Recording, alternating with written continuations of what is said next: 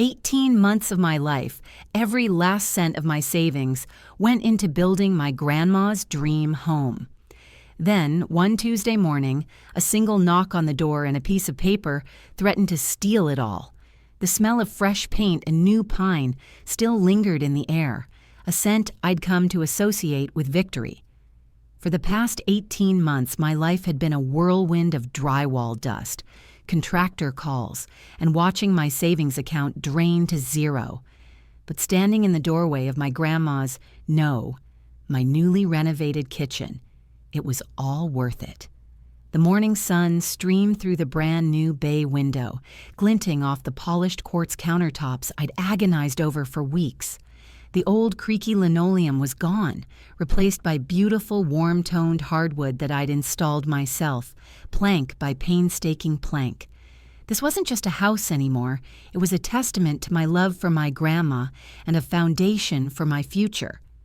You have to understand, Grandma Eleanor's house was the heart of our family. Every Christmas, every birthday, every scraped knee was tended to within these walls. But as Grandma got older, the house got older with her. The roof leaked, the wiring was a fire hazard, and the plumbing was a ticking time bomb. She couldn't afford the upkeep, and the rest of the family just sighed and said what a shame it was. No one lifted a finger, except me. 2 years ago, I sat with Grandma in her dusty floral print living room. She was worried about having to sell the place and move into a home. I couldn't bear the thought. "Grandma," I said, taking her frail hand, "what if I fix it up? I have some savings. We can make it safe and beautiful again, and you can live here as long as you want. And when you're gone, I can live here. Keep it in the family." Her eyes, cloudy with age, lit up. She squeezed my hand. "Oh, honey," she whispered, "that would be my dream come true. The house is yours. You just take care of your old grandma." That was our deal, a promise sealed with a hug and a tearful smile. So I poured everything I had into it, every cent of my $50,000 savings, money I had been meticulously building since my first job at 16, went into that house. New roof, new plumbing, updated electrical, a completely gutted and remodeled kitchen and bathroom. I did most of the cosmetic work myself, spending every weekend and vacation day covered in paint and grout. My friends thought I was crazy, sinking my life savings into a house I didn't technically own. But to me, a promise from Grandma Eleanor was more binding than any legal document. Grandma got to enjoy her beautiful, safe home for a year before she passed peacefully in her sleep. It was heartbreaking, but I took comfort in knowing I'd fulfilled my promise. I gave her peace of mind in her final days. After the funeral, I moved in full-time, slowly turning the house into my home, unpacking my life into the rooms I had so lovingly rebuilt. The trouble arrived on a Tuesday morning in a gleaming black BMW that looked completely out of place parked on the gravel driveway. I was on the porch, sipping my coffee and enjoying the quiet when the car door opened. Out stepped my cousin Kevin. I hadn't seen him in at least 5 years, not even at the funeral. He'd sent a ridiculously oversized wreath with a card that just said, "Condolences." Kevin was my aunt's son, a slick city guy who worked in finance and always looked down on our side of the family. He walked up the new stone pathway, a smug little smile on his face. "Wow," he said, not as a compliment, but as an assessment. "You've really done a lot with the place. Looks expensive." "Kevin," I said, my voice tight, "what are you doing here?" "Family is family, right? Just wanted to come and see the old homestead," he said, his eyes scanning the new porch railings, the freshly painted trim. He was inventorying my work. He pushed past me, walking right into the house without an invitation. He whistled as he saw the kitchen. "Quartz, huh? Bold choice. Grandma always had such tacky taste." My blood started to simmer. "I chose that," I said. "Grandma loved it." He just shrugged and continued his tour, running a hand along the smooth walls. He finally stopped in the middle of the living room, turned to face me, and that smug smile widened. "Well, you've done a fantastic job. really increase the property value. I appreciate it." "Appreciate it? What are you talking about?" He reached into the leather briefcase he was carrying and pulled out a crisp manila folder. He opened it and slid a single document across the coffee table I had just refinished. "I'm talking about this," he said. "It's a quitclaim deed, signed by Grandma Eleanor 3 years ago, transferring full ownership of the property to me upon her death." I stared at the paper. His name was there, in black and white, right next to my grandmother's shaky, spidery signature. My mind reeled. 3 years ago. That was before our agreement, before I'd spent a single dime. My mouth was dry. "No," I whispered. "No, that's not possible. We had a deal. She promised me the house." Kevin let out a short, cruel laugh. "A promise? That's cute. But this," he tapped the paper with a manicured finger, "is a legal document. She probably just forgot she signed it. You know how she was getting." My heart hammered against my ribs, a wild bird trapped in a cage. The smell of fresh paint suddenly made me sick. $50,000, 18 months of my life, my entire future. It all flashed before my eyes. "So," Kevin said, snapping his briefcase shut with a deafening click, "I appreciate you house-sitting and all the free labor, but my fiancé and I plan to move in next month, so I'm going to need you to get out." The words hung in the air, thick and suffocating, like the insulation dust I'd spent weeks clearing from the attic. "Get out!" It was such a simple phrase, yet it had the force of a physical blow, knocking the wind out of me and making the brand new kitchen swim before my eyes. For a moment, I couldn't form a coherent thought. My brain was a frantic scramble of denials. This had to be a joke, a sick, twisted, Kevin-style joke. "You're lying," I finally managed to choke out, the words tasting like ash. "This is fake. Where did you get this? Did you forge her signature?" Kevin picked up the deed, holding it delicately between his thumb and forefinger, as if it were a winning lottery ticket and I was something he'd stepped in. "Oh, it's very real, cuz. Notarized and filed with the county clerk's office 2.5 years ago. See?" He pointed to a stamp and a signature at the bottom. "All perfectly legal. Grandma signed it right after I helped her secure a small line of credit to pay off some medical bills. She was so grateful. She wanted to make sure I was taken care of." "Medical bills? What medical bills? Grandma's insurance was excellent. And a line of credit?" She was terrified of debt. A cold, slithering dread began to coil in my stomach. He had preyed on her. He had found a moment of weakness, of confusion, and he had pounced. "She promised me," I insisted, my voice rising with desperation. "We had a deal. I have text messages, emails. I have $50,000 in receipts for the roof, the windows, the wiring. That's not a gift. That's an investment based on a promise." "An investment?" Kevin laughed again, a sound so devoid of warmth it chilled me to the bone. "You invested in my property. Sounds like a you problem. A verbal agreement with an 88-year-old woman who could barely remember what she had for breakfast isn't going to stand up against a notarized deed. Now, is it? The law is on my side. All those receipts will prove is how generous you were. In fact, on behalf of my fiancé and myself, thank you." Every word was a calculated twist of the knife. He was mocking my love for her, my work, my trust.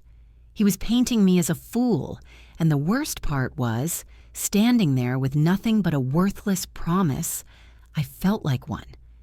The fury that had been simmering finally boiled over. "Get out of my house," I snarled, taking a step toward him. "Technically, my house," he corrected, not even flinching. He calmly folded the paper and slipped it back into his briefcase. "And I'll be going, but my lawyer will be in touch. I'll give you 30 days to vacate the premises voluntarily. It's more than generous. If you're not out by then, we'll begin formal eviction proceedings. Don't make this uglier than it has to be." He turned and walked out the door, his expensive shoes clicking on the hardwood floors I had bled and sweated over. The sound of his BMW's engine firing up was like a starting pistol for my panic. I stood frozen in the living room, a statue in the museum of my own failure. The sunlight streaming in no longer felt warm and hopeful. It felt accusatory, illuminating every detail of the trap I had built for myself. I sank onto the sofa, my body trembling. I had to do something. I couldn't just let this happen. My first call was to my mom. I explained the situation through choked sobs, the story tumbling out in a torrent of injustice and disbelief. She was quiet on the other end, and her silence was more terrifying than any platitude. "Oh, honey," she finally said, her voice heavy with resignation. "I was always worried about Kevin and his mother. They were always whispering with Grandma about her finances, telling her she couldn't trust anyone else. They made her feel so helpless. I think they isolated her." Her words confirmed my worst fears, but they offered no solution. Defeated, I hung up and stared at the room. Grandma's room, my room, Kevin's room. I felt a desperate primal need to find proof, to find something that would make my promise real in the eyes of the law.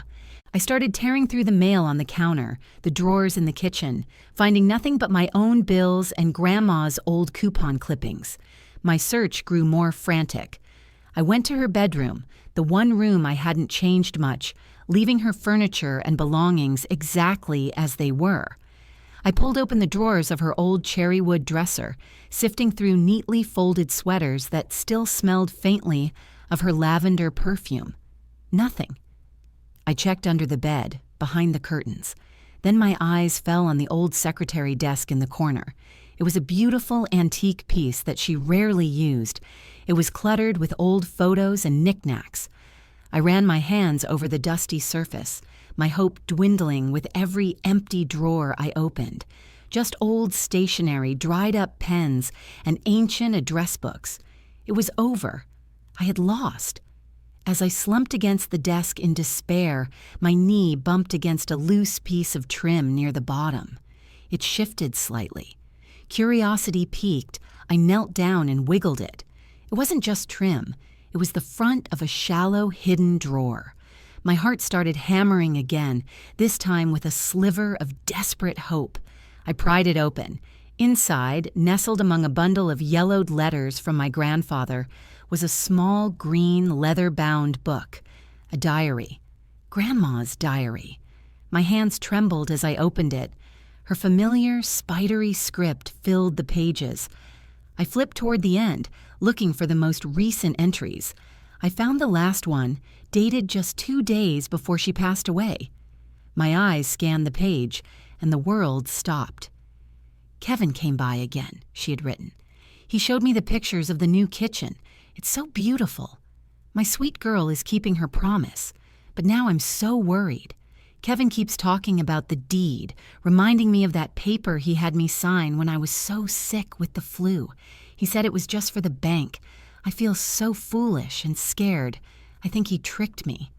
I have to find a way to fix this. I have to tell her about the other document." The other document! The words leaped off the page, igniting a wildfire of hope in the frozen landscape of my despair. My breath hitched. I read the entry again, and then a third time, my fingers tracing her shaky handwriting as if I could absorb the meaning directly through my skin. He tricked me. The other document. It was a lifeline, a flickering candle in a hurricane, but it was there. She knew. She knew what he'd done, and she had tried to do something about it. I frantically flipped through the diary, my hands shaking so much the pages blurred. I was looking for any other mention of it, any clue about what this document was or where it might be. I scanned entries from the previous weeks. She wrote about my progress on the house, how the sound of my hammering was a comfort, how the smell of fresh paint made her feel young again. She wrote about her fears, her growing confusion, and her distrust of Kevin and my Aunt Carol, who had started visiting more frequently, always bringing papers to sign, always talking in low, urgent whispers about protecting her assets.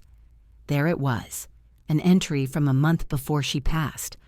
Carol brought another man today, a lawyer. He had me sign something else. He said it was very important. He said it would make sure my final wishes were followed, no matter what other papers I might have signed before. I put it somewhere safe, somewhere only my sweet girl would think to look. My heart hammered against my ribs, a frantic drumbeat of adrenaline and hope. A will. It had to be a will. A holographic will, maybe, or something she'd had drawn up that superseded the quitclaim deed. But where? Somewhere only my sweet girl would think to look. My mind raced, sifting through a lifetime of memories inside this house. I thought of our secret hiding places as kids, the loose floorboard in the pantry where we stashed candy, the hollowed-out book on the living room shelf. I spent the next hour tearing the house apart, a controlled demolition fueled by desperation. I pulled up the floorboard, nothing but dust bunnies. I checked every book with a hollowed-out spine. I looked in the freezer, inside old teapots, at the bottom of her sewing basket. Nothing. Doubt began to creep back in, a cold and familiar poison. Maybe she was confused. Maybe she thought she'd made a new will, but never actually did. Kevin's words echoed in my head. You know how she was getting. Was I just chasing the ghost of a confused old woman's wishful thinking? Defeated, I sank onto the floor in the living room, surrounded by the beautiful, expensive prison I had built for myself. My eyes drifted around the room, cataloging every repair, every upgrade, every drop of sweat and dollar spent. The new mantelpiece I'd installed over the fireplace, the restored crown molding, and there, on the wall, was the one thing I hadn't touched. It was a large, gaudy, cross-stitch sampler that Grandma had made decades ago. It featured a twee-looking cottage surrounded by impossibly perfect flowers. And underneath, in looping cursive, it read, "Home is where the heart is." I'd always hated it, but it was Grandma's pride and joy, so it stayed. Somewhere only my sweet girl would think to look. I remembered complaining about that ugly sampler once when I was a teenager. "Grandma, it's so cheesy. It doesn't match anything." She had just laughed and patted my cheek. "Oh, honey," she'd said, "it's not about matching. It's about what's behind it, the heart of the home." I stood up slowly, my gaze fixed on the sampler. It was a long shot, a crazy movie plot kind of idea, but it was all I had left. I walked over and carefully lifted the heavy wooden frame off the wall. The wallpaper behind it was faded, a perfect outline of the frame. But there was nothing else, just wallpaper. My shoulders slumped. It was a stupid idea. But as I went to put the frame back, my fingers brushed against the thick cardboard backing. It felt loose, lumpy. I turned the heavy frame over and laid it on the floor. The back was held on with a series of small metal tabs. With trembling fingers, I bent the tabs back and lifted the cardboard. And there, pressed flat between the backing and the cross-stitch fabric itself, was a long, folded document. It was an official-looking legal envelope, and typed across the front were two words that made my vision blur with tears. "Last Will and Testament." I ripped the envelope open, my hands clumsy with haste. Inside were several pages of dense legal text. I skipped past the jargon, my A's scanning for the important parts, my name, the address of the house. And then I found it, a clause so clear and deliberate it felt like Grandma was speaking directly to me from the page. Article 3. I give and bequeath my property at 123 Oak Street, and all the contents therein, to my beloved granddaughter, it read, followed by my full legal name. This last will and testament is made with the full understanding of my faculties and is intended to supersede any and all previous agreements, deeds or transfers of property made under duress or misunderstanding, specifically a quitclaim deed signed on or around. It listed the exact date Kevin had mentioned. A sob of relief, so powerful it was almost painful, escaped my lips. This was it. This was the proof. This was my salvation. I had the will. My euphoria lasted all of 30 seconds. As I folded the document, ready to call the best lawyer I couldn't afford, a thought struck me. Cold and sharp as an icicle. The lawyer who drafted this. Grandma's diary said my Aunt Carol brought him. Why would Carol, who was clearly in on Kevin's scheme, help Grandma draft a will that cut her own son out? It made no sense, unless they didn't know what it said, or unless the lawyer wasn't on Grandma's side. I looked at the signature page. There was Grandma's signature, and below it the signatures of 2 witnesses, and then the name of the law firm and the signature of the attorney who prepared it. My blood ran cold. I recognized the name instantly. It was the same name printed on the bottom of Kevin's ridiculously oversized wreath at the funeral. And it was the same name as the senior partner at the law firm where my cousin Kevin had worked as a paralegal for the past 10 years. The name on the will felt like a brand, searing a terrible, sickening realization into my mind. The lawyer wasn't just some random person my aunt found. He was Kevin's boss. This wasn't a lifeline. It was the final, most elaborate piece of the trap. They hadn't helped Grandma fix her mistake. They had helped her walk deeper into their scheme. They must have drafted a will that looked legitimate on the surface, but contained some hidden clause, some legal loophole, or was perhaps improperly witnessed or filed, rendering it completely useless. They'd given her a piece of paper to placate her, a false comfort to ensure she wouldn't seek real legal help, all while knowing the deed would be the only thing that mattered in the end. It was diabolical. My initial wave of triumphant relief crashed into a tsunami of cold, calculated fury. They didn't just trick her. They played on her love for me to ensure her silence. The thought of my sweet, trusting grandmother spending her last days clutching a worthless piece of paper, believing she had protected me, was more than I could bear. This was no longer just about the money or the house. This was about justice for Grandma Eleanor. I didn't call a lawyer, not yet. A lawyer would see a deed versus a potentially faulty will and tell me I had an expensive uphill battle I would likely lose. I needed more than that. I needed leverage. I needed to fight Kevin not in a courtroom, but in the arena he understood, reputation and finance. I spent the next 2 days fueled by coffee and rage, living on my laptop. I started with the lawyer, the senior partner at Kevin's firm. I dug into his professional history, his cases, his public records. I found a few disgruntled client reviews, but nothing substantial. Then I shifted my focus to the quitclaim deed. Kevin said she signed it after he helped her with a line of credit for medical bills. I managed to get access to Grandma's online banking records. She'd given me the passwords years ago to help her pay bills. I combed through 2 years of statements. There were no medical bills, not a single one that wasn't covered by her insurance. And more importantly, there was no line of credit. Not from her bank, anyway. So where did the money come from? And what was it for? The answer, when I found it, was buried in a credit card statement. A single massive cash advance of $10,000, taken out on the exact same day the deed was signed.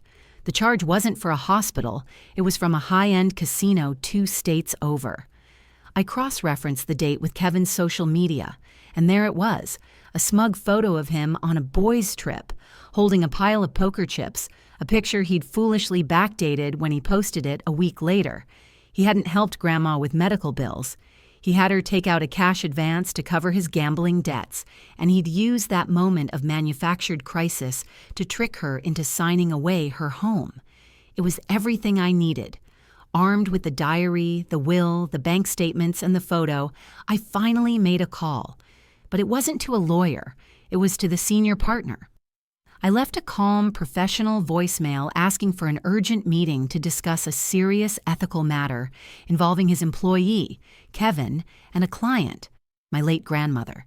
His office called back within the hour. The meeting was set for the next day. I walked into that polished, mahogany-paneled conference room, feeling like David walking into a den of Goliaths. Kevin was there, looking pale and surprised, along with the senior partner, a formidable man named Mr. Abernathy, and another lawyer from the firm. "Thank you for seeing me," I began, my voice steady. I laid out my story, piece by damning piece. I started with my promise to my grandmother and the $50,000 I'd invested. Then I presented the deed Kevin had shown me. Kevin smirked, leaning back in his chair. But his smirk vanished when I placed Grandma's diary on the table, open to the entry where she described being tricked.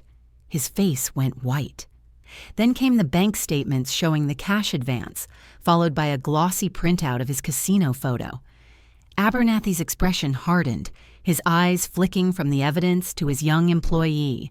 Finally, I placed the will on the table. "And this," I said, looking directly at Abernathy, "is the will you prepared for her, the one meant to give a dying woman false hope, drafted by the firm of the very man who was defrauding her, ensuring she would never seek outside counsel, a document designed to fail." Abernathy's jaw was tight. "These are very serious accusations." "They are," I agreed, "and I have more than enough evidence to file a formal complaint with the state bar for professional misconduct and elder fraud. I can also go to the press. Prestigious law firm preys on elderly woman to cover employees' gambling debts." "I don't imagine that would do wonders for your reputation or your malpractice insurance." Silence descended on the room. Kevin looked like he was about to be sick. He opened his mouth to speak, but Abernathy shot him a look that could curdle milk. The senior partner leaned forward, his polished facade cracking to reveal the shrewd operator underneath. He knew exactly what this kind of scandal could do to his firm. "What do you want?" he asked, his voice low. "It's simple," I said, my heart pounding but my voice unwavering. "I want a new quitclaim deed, signed by Kevin, transferring ownership of the house at 123 Oak Street to me, free and clear, effective immediately. I want it notarized by your staff and filed with the county by the end of the day. In exchange, this all goes away. The diary, the statements, the will, they get put in a safe, and you never hear from me again." It took less than an hour. I watched, stone-faced, as a sweating, shaking Kevin signed the new deed, his slick arrogance completely gone. Abernathy himself notarized it. As a paralegal filed the paperwork electronically, Abernathy turned to me. "For what it's worth," he said, his voice clipped. "I was not aware of the specifics of the situation. Mr. Sterling will no longer be employed by this firm." I just nodded. I didn't care about his apologies or what happened to Kevin. I had what I came for. I walked out of that building and into the bright sunshine, holding the confirmation of the filed deed in my hand. It was more than a legal document. It was a victory. It was vindication. That evening, I sat on my porch in my house, sipping a coffee. The smell of fresh paint and pine was back, but it smelled different now. It didn't smell like victory anymore. It smelled like home. It smelled like a promise, not broken, but finally, truly kept.